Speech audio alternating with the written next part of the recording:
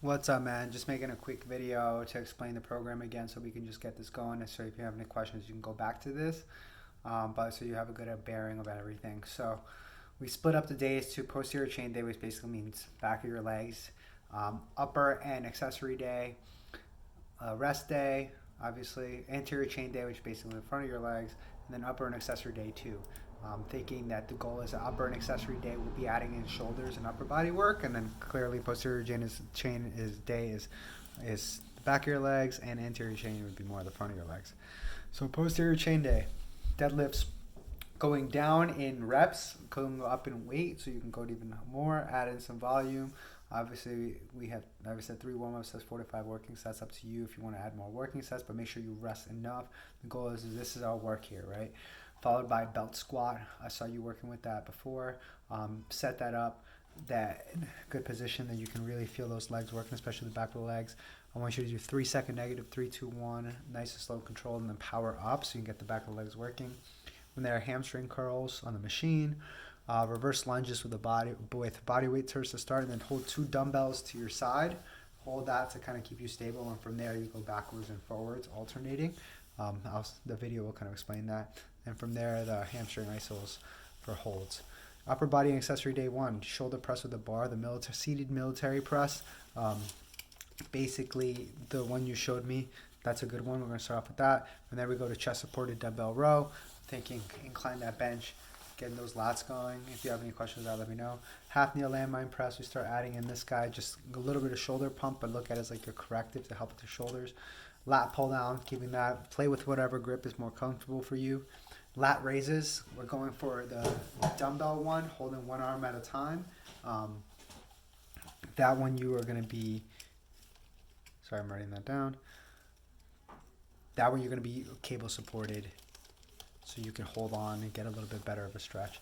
Then we finish with some arms, single arm tricep, bicep curls, both at the same time. Be mindful of some of these, like this is obviously a pump, but be mindful of the weight. Just make sure that you feel some blood flow. Back to our leg day, so our anterior chain day. That guy, we are now starting with goblet squats to start.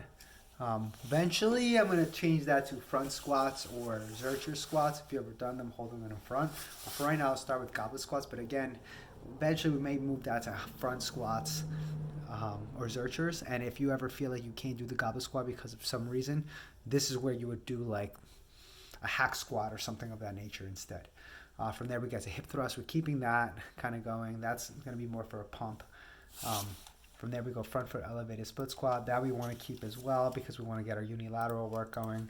Then we have our leg press, horizontal. From there, walking lunges, leg extensions, hamstring curls, calf raises. So this guy still adds in a lot of hamstrings because we want to make sure we hit that, but everything is pretty anterior chain.